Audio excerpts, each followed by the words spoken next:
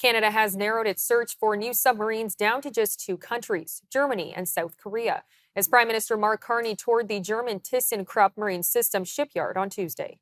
Canada is in the process, we've announced this fact previously, we're in the process of renewing our submarine fleet. So it is one of our most important defense initiatives. We've been running a process. There's a wide range of interests in helping us with this. We have narrowed the list to two finalists. And I look forward, along with the Minister of Industry, Melanie Joly, who is here, and the Minister of National Defence, we will be visiting ThyssenKrupp Marine Systems facility in Kiel later today. The German-Norwegian partnership is one of the two finalists for this, consistent with the cooperation potential that we have, and consistent with Canada fully fulfilling its responsibilities on all three of our coasts, the Atlantic, the Pacific, and of course the Arctic. According to a senior government official, Canada is looking to buy up to 12 submarines to replace an aging fleet. Earlier, I sat down with former Foreign Affairs Minister Peter MacKay to talk about what South Korea and Germany bring to the table in the race to build Canada's next generation submarine fleet. They've simply narrowed the field of the countries that they're talking to as far as pursuing some sort of a substantial deal to build submarines. The devil is always in the detail, as you know, around procurement, and how much of the material will actually come from or be manufactured in Canada will be a major part of it. So South Korea and Germany clearly are good partners. They make submarines. They make good ships. The Germans in particular are known for their steel. The Koreans more for technology. So viable partners. But we're a long way, in my opinion, from an actual deal. And much like in the broader context, getting to 2% by next year is going to be challenging enough. I heard the Prime Minister several times over his tour through Poland, Germany, Latvia, and a stop in Ukraine, talk about quadrupling defense. That is a massive, massive, eye-watering amount of money. You know, hundreds of billions of dollars over a period of time.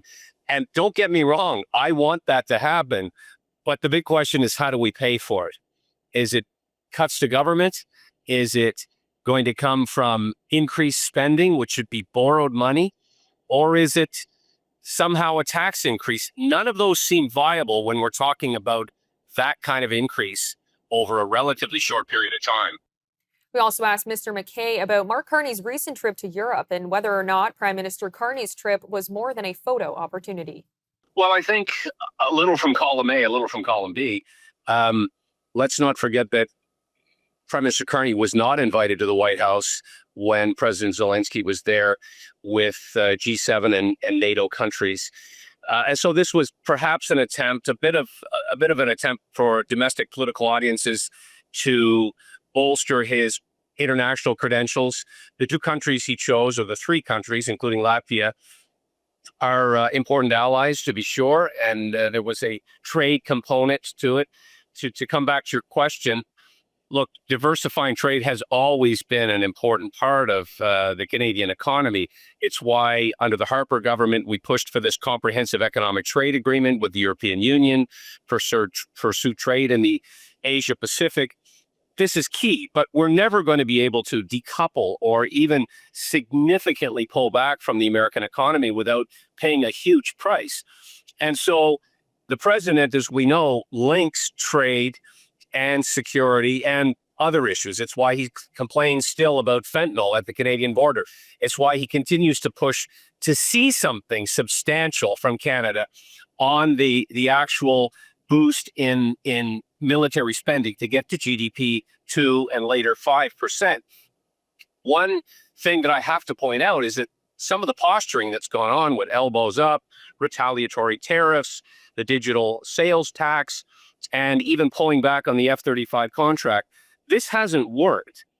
And so other countries are now ahead of us in the queue, having achieved some form of trade relief or tariff relief.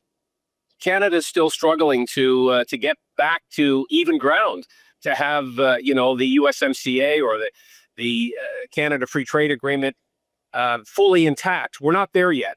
And so, I personally think we should not only fulfill our F-35 contract, we should talk about increasing it if we want to get to a higher GDP spending on defense. All that we're doing is good, giving more money to the military for their salaries and pensions, spending more on equipment at home and upgrading where they live and where they work and train on bases.